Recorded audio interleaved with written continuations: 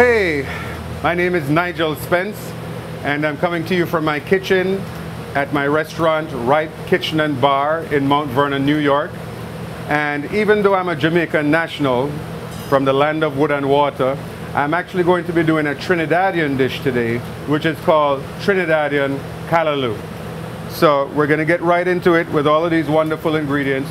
It's a great vegan dish, but we can also fortify it a little bit with some smoked meats or salt meats to make it also a great regular dish. So Trinidad Callaloo. Callaloo is very confusing to a lot of people.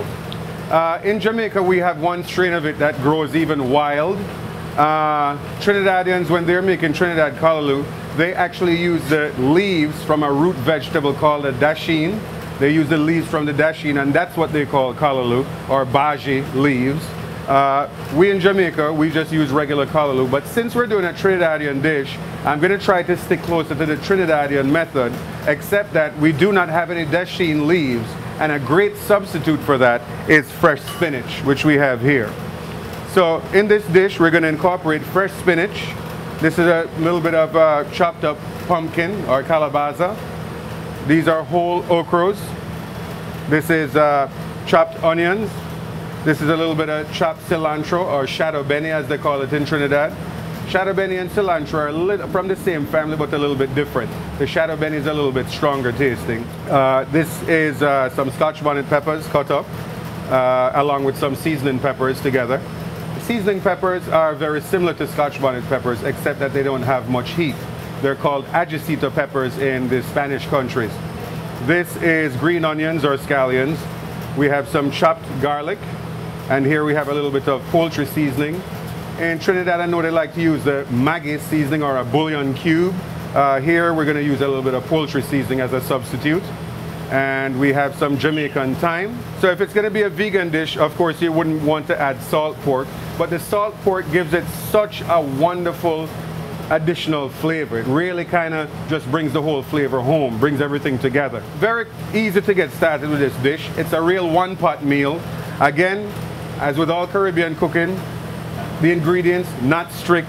With what we have here, I'm mostly going to be adding a quarter cup of all of these ingredients. I'll let you know as we go along.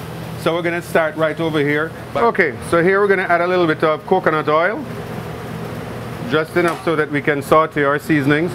Then we're going to add just about a quarter cup of the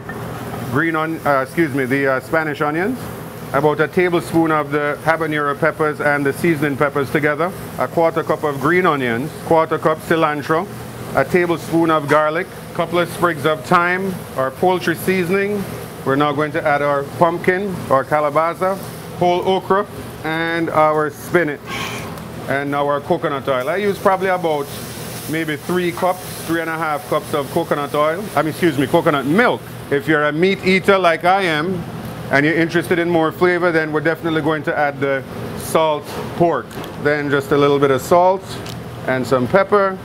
Just incorporate all of these together, and we're going to, it's boiling right now, we're going to turn it down to a simmer. Once again, we're going to cover and let this cook down for maybe about half an hour, 45 minutes. So we've been going now for just about 45 minutes. As you can see, this has kind of all melded together. The okra kind of went together with the spinach, the calabaza or the pumpkin softened up and stuff. So the next thing that we want to do is, this is kind of served sometimes as a soup or as like a side dish or something that's served over rice. So it's kind of liquidy. It can be a little bit more thick, all depending on your taste and how they did it in your household. So you can add any kind of seafood to this, whether it's saltfish, lobster, crabs, any of those things can be added and simmered with this to give it that particular flavor. This is called a swizzler, and almost every household in Trinidad has one of these specifically for this dish and a few other things. If you're here in America and you can't get your hands on one of these, a whisk will do just as well, or if you prefer, you can certainly put it in your food processor or the blender. Okay, so I'm going to go ahead and do the Trinidad version now, which is swizzling, and you just go right through the pot here. Let's turn it off, and you're just kind of acting like a human blender here. So I'm going to plate this now so we can see what it looks like when it's all done. As I mentioned before, this serves well with some nice steaming white rice.